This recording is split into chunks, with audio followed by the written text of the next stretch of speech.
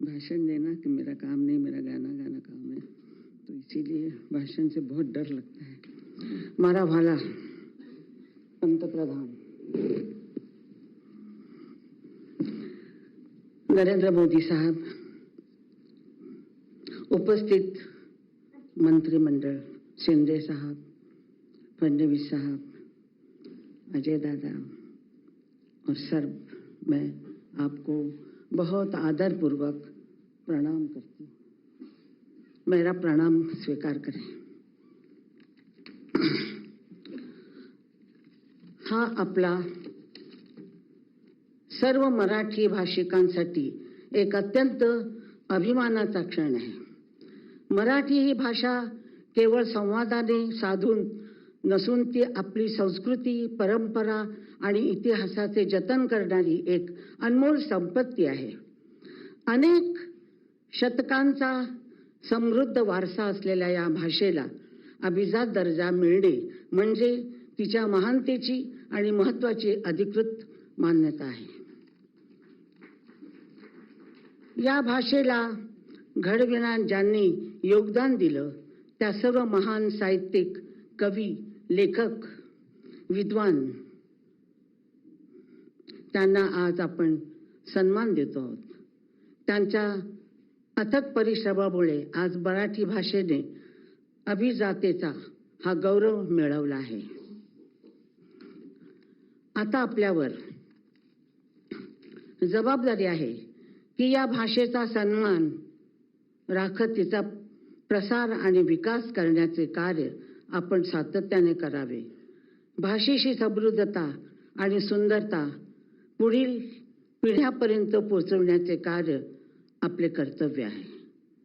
आपल्या सर्वांना ऐतिहासिक क्षणाबद्दल पुन्हा एकदा धन्यवाद करते।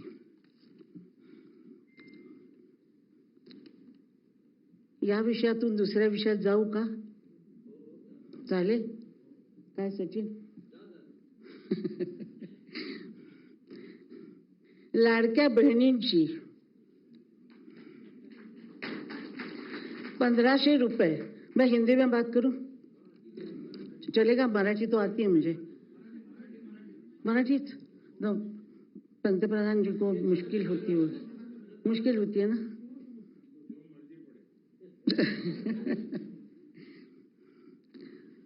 लाडक्या बहिणींना जे 1500 रुपये तुम्ही दिलेले आहेत त्यांची व्यथा आणि त्यांची खुशी ही माझ्याशिवाय आणि कोणाला कळणार नाही।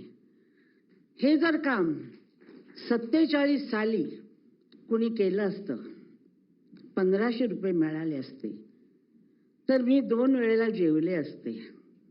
सकाळचं जेवण संध्याकाळसाठी जपून ठेवलं नसतं। मैंने खाना संभाल के रखना सीखा था क्योंकि मैं दोपहर को खाना नहीं खा सकती थी। जब हस्बैंड आते थे दोनों मिलके हम खाते थे, उतना ही खाना मेरे पास होता था। इसीलिए मुझे लगता है कि ये 1500 रुपए, 15 आजकल के ज़बान में सीआर जैसे लाखों रुपए जैसे बातें होती हैं, 1500 रुपए जिन लड़कियों के पास, औरतों के पास पैसा नहीं है, कुछ नहीं, उनके लिए बहुत बहुत अच्छा काम आप लोगों ने किया है। मैं आप लोगों को उसका धन्यवाद देती हूँ क्योंकि मैं इस हालत से गुजरी हूँ। मैं संगीत में हूँ लेकिन मैं गृहिणी हूँ। मैं घर संभालती हूँ, खाना बनाती हूँ, आप चाहे तो कपड़े धुला जी, बर्तन बनवा ली, सब मैं काम करती हूँ औरतों का जो होता है वो।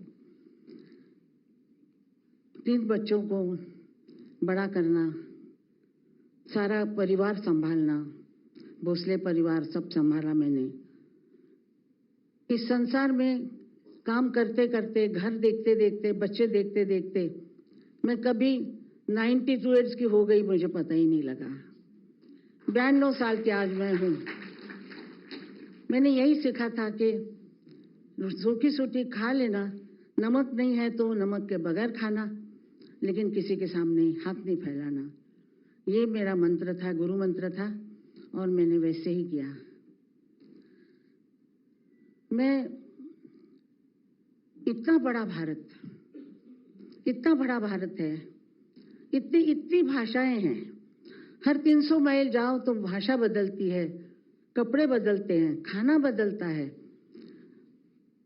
वो सब हमारे हैं, हमारी संस्कृति के हैं, हमारे लोग हैं वो सब। इसलिए मैं किसी भाषा से वो नहीं हूं कि मराठी जन्मभूमिश्च स्वर्गादपि गरीयसे, ये मैं मंत्र मैंने हमेशा पढ़ा है। तो मुझे ऐसा लगता है कि हर एक की भाषा को, हर मातृभाषा को सबको मान मिलना चाहिए, सम्मान मिलना चाहिए। आज मुझे मेरे मराठी को मिला है, इसलिए मैं बहुत खुश हूँ। मेरा घर संभालते संभालते मुझे संभला नहीं गया। मैं राजकारण नहीं समझी, कुछ नहीं समझी, लेकिन मैं पंतप्रधान जी से पूछना चाहती हूँ, वाला इतना बड़ा भारत आप कैसे संभालते हो? आप कैसे संभालते हो? हम तो नहीं, अपना घर भी नहीं संभाल पाते, लेकिन आपने हमारी बहनों को राशन, गैस, लाइट, पानी, घर सब मतलब बिना मूल्य के करके दिए हैं। कितनी खुशी की बात है। हर एक के घर में आज खाना बन रहा है, दिया जल रहा है। ये सब आपने किया है, और मैं आपसे उम्र में बड़ी हूँ, 92 साल की हूँ। मैं आपको बहुत बहुत आशीर्वाद देती हूँ, बहुत आशीर्वाद देती हूँ कि आप ऐसे ही करते रहें, और हमारा जो हिंदुस्तान है वो इसी तरह आपके हाथ में रहे और चलता रहे। और हमारे जो ये बैठे हुए सब मान्यवर जो हैं वो ऐसे ही काम करते रहें। शिंदे साहब, सब आप लोग काम करते रहें। मेरे को भाषण देने की आदत नहीं है। जय भारत, जय महाराष्ट्र, जय भारत।